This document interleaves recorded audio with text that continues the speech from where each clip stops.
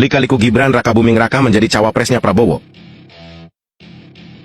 Awal mulanya pihak PDI yang mengajukan Gibran ke MK agar bisa menjadi bakal calon wakil presiden. Tujuannya untuk mendampingi calon presiden dari kubu PDI itu sendiri. Tapi malah terjadi pro kontra di dalam kubu PDI. Ada yang setuju, ada yang nggak setuju. Gibran dianggap kurang populer dan bisa jadi masalah yang berujung kalah. Di sisi lain, Jokowi sibuk mempertemukan Prabowo dan Ganjar. Jokowi ingin mereka bersatu, Prabowo calon presiden, Ganjar sebagai wakilnya. Ini pasti akan menjadi kemenangan yang mudah. Tapi Ganjar menolak dan memilih mengikuti instruksi dari Nyonya Besar, Megawati. Kalau bisa, jadi calon presiden ngapain jadi calon wakil? Toh PDI adalah partai besar. Pasti mudah menang, mungkin itu yang terlintas dalam pikiran Ganjar. Ganjar terlalu GR dan PID. Jokowi pun telah berdiskusi dengan Megawati agar Prabowo diduetkan dengan Ganjar. Jelas, Megawati menolak mentah-mentah. Lia masa partai yang 10 tahun menjadi presiden, tiba-tiba harus jadi wakil. Yo nggak maulah. Kita beralih ke kubu Anies. Di sini Anies sudah deal jadi calon presiden dari Partai Nasdem CS. Anies melobi Gibran untuk menjadi wakilnya. Tapi karena beda misi visi, Gibran pun menolak.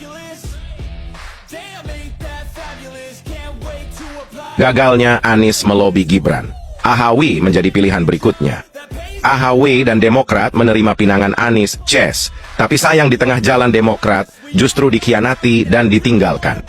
Surya Paloh lebih memilih Cak Imin dari PKB dengan alasan bisa mengambil suara dari NU.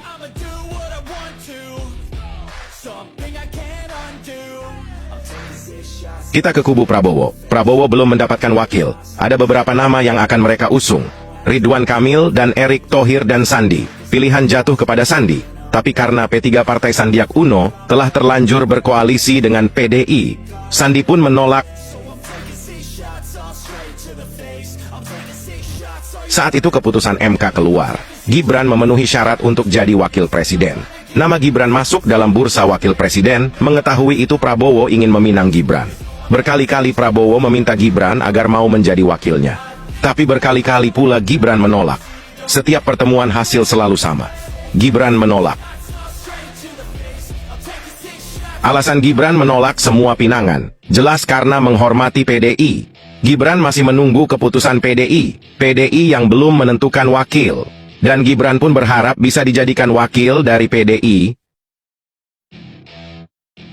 Tapi seperti yang sudah dijelaskan di depan, terjadi pro kontra di badan PDI. Ada yang setuju Gibran jadi wakil Ganjar, ada yang tak setuju, dan ternyata lebih banyak yang nggak setuju.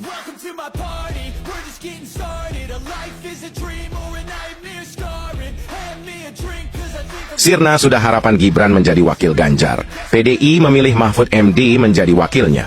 Mahfud MD dianggap lebih senior, lebih berpengalaman, dan lebih populer.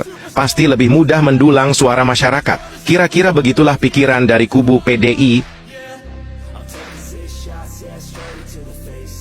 Jokowi yang mengetahui PDI memilih Mahfud MD menjadi wakil. Jokowi yang merasa ditinggalkan. Jokowi yang merasa pendapatnya tak didengarkan. Tentu sangat terkejut dan kecewa. Di sisi lain Jokowi juga tahu bahwa kubu Anies bukanlah lawan YG muda, apalagi ada Cak Imin bersama PKB-nya dan partai besar lainnya.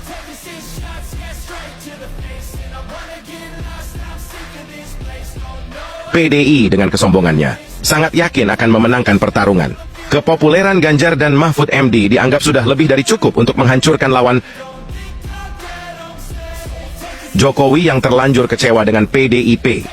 Jokowi yang tahu bahwa kubu Anies pasti akan memainkan isu agama seperti yang dilakukan ke Ahok. Jokowi yang yakin PDI belum tentu menang. Jokowi yang tahu programnya bisa saja terhenti bila Anies menang karena pro luar negeri. Di sini Jokowi mulai memainkan catur politiknya.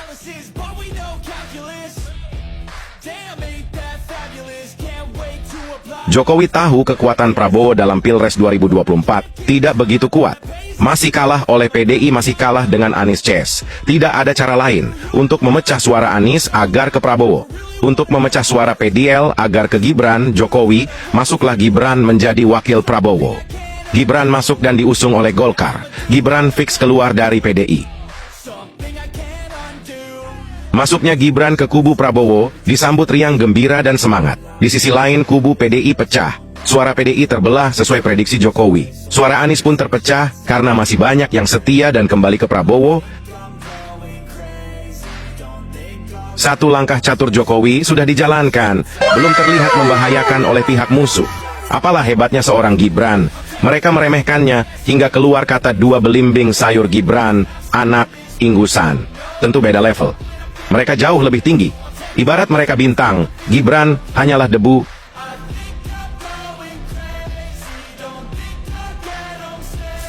Seiring berjalannya waktu debat Capres-Cawapres berlangsung, elektabilitas dan survei Prabowo Gibran melambung tinggi, jauh meninggalkan lawan-lawannya. Disinilah musuh mulai panik. Mereka melakukan berbagai cara agar Gibran gugur menjadi wakil, menyalahkan MK dan membuat isu lainnya. Dan yang paling pedas adalah, Gibran adalah anak haram hasil dari keputusan MK.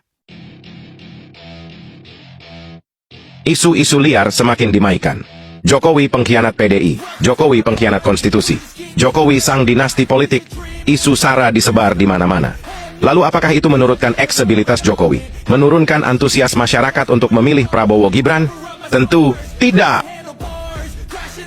Kredibilitas Prabowo Gibran semakin kuat. Masyarakat sudah muak jenuh dengan isu-isu seperti ini. Ganjar sudah berani menilai kerja Jokowi dengan skor 5. Mahfud MD ikut duan menyentil Gibran sebagai anak tak bermoral beretika. Mahfud yang sekarang bukanlah Mahfud yang dulu yang masih berkarisma. Tentang HAM Prabowo pun diangkat lagi, meski tak pernah terbukti Prabowo salah. Tapi mereka telah buta.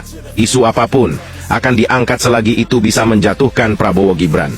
Ganjar dengan PD-nya mengatakan dia lebih baik dari Jokowi.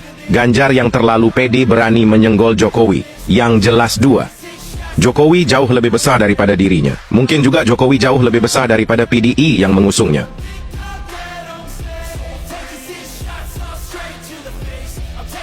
Andai kemarin Gibran menerima Anies, atau PDI menjadikan Gibran wakil, tentu keputusan MK tidak pernah disalahkan. Ibarat kata pepatah, nasi kemarin telah menjadi nasi goreng. Sudah terlambat. Kompetisi tetap harus berjalan. PDI yang lupa diri, merasa sudah sangat besar, merasa pasti menang dengan kesombongannya.